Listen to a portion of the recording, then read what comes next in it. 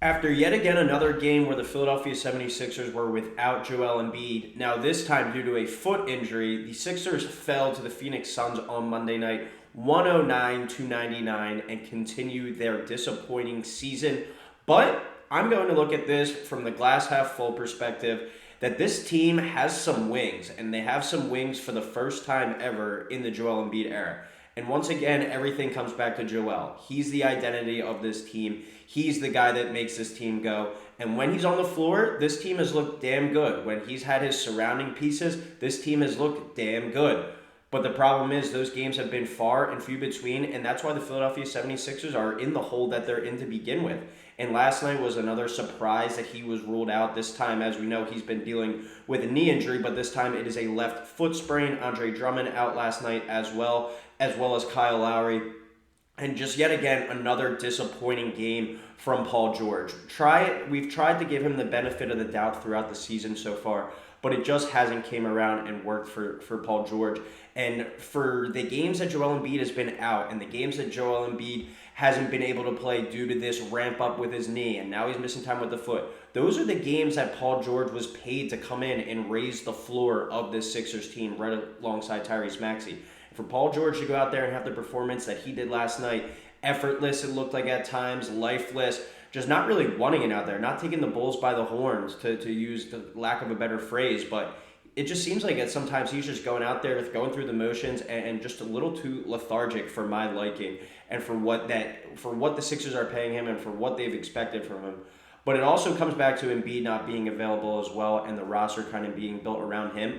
But for the first time in our life, and going back to kind of trying to make this a positive type of video and put a positive type of spin on why this could still turn around going forward, this team has wings for the first time ever, and a bevy of them as well. Athletic wings that can go and defend, can go and hit outside shots, can attack the rim as well. They have wings that have a multitude of skill sets, and that's really beneficial to this team and something that they've really lacked over the years with Joel Embiid.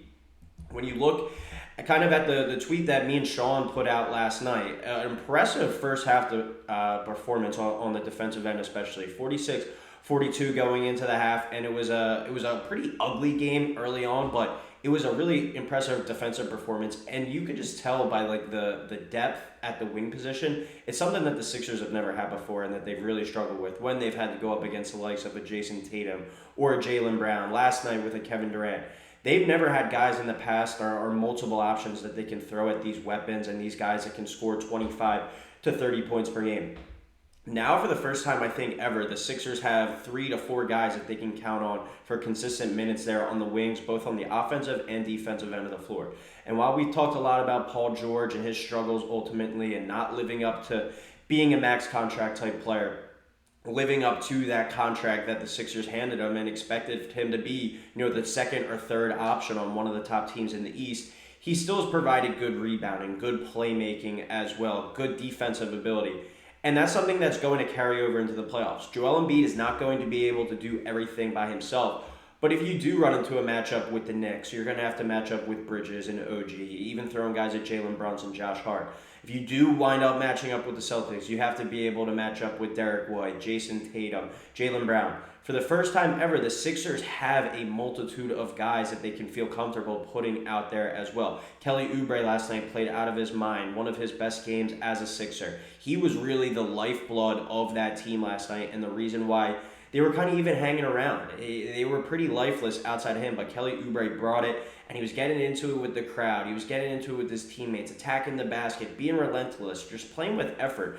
And when you look at the NBA a lot of the times, you can look at these rosters and say, all right, top to bottom, obviously there's some talent, disparities between a roster like the Celtics and a roster like the Wizards. But when you kind of get into that middle tier where I think the Sixers are, at least when they do not have Joel Embiid, a lot of those games just come down to effort and execution. And performances like that last night outside of Kelly Oubre are unacceptable. Kelly Oubre seemed like he was the only Philadelphia 76er that was engaged last night, that wanted to be a part of that game. But when you look at the team kind of going forward, and once again, it all comes back to if Joel Embiid can get healthy, if Joel Embiid can put together a consecutive string of games that the Sixers can finally start to rally around, finally start to build some momentum around, you have to feel good about the guards and the wings around him, I think, at this time with Paul George, Kelly Oubre, Caleb Martin. And now you have an emerging player in Justin Edwards, a former 5-star recruit, a top 5 recruit in his class. Goes undrafted, finds his way to Philadelphia out of Kentucky, and he's put together some pretty impressive performances in some limited minutes in recent games. Even last night, he had a really nice defensive possession against KD just hit a tough step back, and that's Kevin Durant. He's going to do that to 95% of the people that he goes up against and faces. But Kevin Durant even kind of like, I don't think he would have said it if he didn't have respect for Justin Edwards, but you saw him kind of say out of the side of his mouth, like, you can't stick me, kid. And I think as Justin Edwards, you kind of take that as a sign of respect, where it's like Justin Edwards defended him as tough as he could, and KD just kind of hit a step back there. And when you're a player with the profile and at the level of Kevin Durant, you're not going to waste your time talking to someone you don't believe is worth your 2 cents. And so it sounds kind of dumb, sounds kind of stupid, but for Kevin Durant to just even mention or say something to Justin Edwards kind of shows that I think he respects him as well as a defender. And when you're able to have a guy like Edwards, a young player like that, coming off the bench and continuing to develop, and with the way Kelly Oubre has been playing, if Paul George can show just some consistency, he's had a few really nice performances. He's had a few really nice games throughout the year, but he hasn't been able to put them together consistently. But if he is able to, that is huge for this Sixers squad. You can even throw Ricky Council in the mix. In the minutes he gets, he plays hard. Sure, he takes some ill-advised shots, can be a little out of control, a little wild at times. But he brings effort and energy and athleticism that the Sixers haven't had before. They've been throwing out guys like Jonathan Simmons in the past, Tanel House, the corpse of DeAnthony Melton these past few years with all his injuries. This Sixers team has wings that can guard, defend, and can shoot. And if you're able to have the big man there in the middle, and Tyrese Maxey, another player who played pretty well last night, but still I don't think he's played at his best this year. He's been a little bit up and down and too inconsistent for my liking as well. But if you're able to put all of that together, that is huge for this Sixers team and puts them in that position to finally make that run with Joel Embiid. But I just want to give some more flowers to Kelly Oubre. And if the Sixers are able to get that version of Kelly Oubre, obviously not 20 and 10 every night, but if they're able to get that version that we got from Kelly Oubre last night going forward, that is just another monster development for this team. And we've talked about this. Role players like Oubre, role players like Yabusele, those guys have to step up and be able to make plays. But when Paul George, a guy that you're giving the max contract to, is going out there and putting up a lackluster performance like he did last night, those things aren't all going to work out and even out. And that leads to an L and a disappointing second half there at home against a reeling Suns team. But when you look at Oubre, 13.2 points per game and 5.8 rebounds per game, he's been rebounding really well, a double-double last night. Still not really shooting the ball that well from deep, but he really attacked the rim hard last night. It was just a really impressive performance effort-wise from him. If all the Sixers were able to go out there and play with that effort and enthusiasm, and I know it sounds cliche, but the NBA, as I said at the beginning, half the time it's just whether you want to be there and show up or not. And the talent can kind of get thrown out the window at times just because, all right, it's a Monday night, freezing cold in January in Philadelphia. Do I really want to go out there and give my all? Do I really want to be here tonight? A lot of the times in the NBA, in an 82-game season, that is what it comes down to. And when I go back to my main point kind of the Sixers having wings for the first time ever, you look at some of these top scorers in the league. A lot of these guys are coming from the Eastern Conference, but notice something, and it's not breaking news here, but not many big men on this list, like Giannis and Jokic up there at 1 and 2, kind of in the mix there. Giannis, you can make an argument, you might throw some wings at him at times. But if you just said you made it to a finals and you had to play an Oklahoma City Thunder, you need guys to match up with Shea. You need guys to match up with Jason Tatum in an Eastern Conference Finals.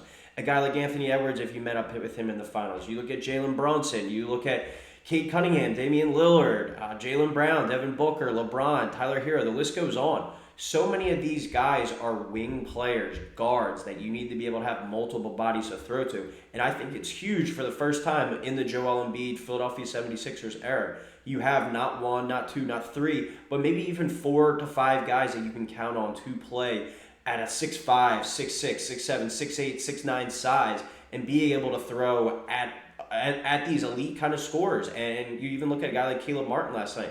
Played really well, really good defense on Devin Booker. Justin Edwards, as I said, is emerging. I'm not accounting on him right now, but if he's out there playing 10, 12 minutes a game, developing as the season goes on, he could be a force maybe come playoff time or just a role player. Paul George, at the end of the day, has to step up, but Kelly Oubre, to continue to play the way he has, this Sixers team has the wings to do it, to make the run. Not the superstar players, but the role players that know what they need to do.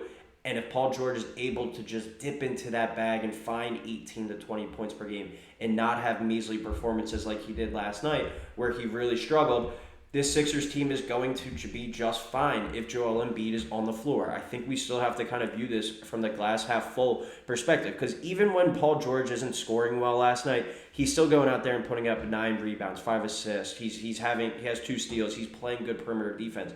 But those are the games that he's counted on to be able to go out there and score, get buckets, and be able to do it at a high level.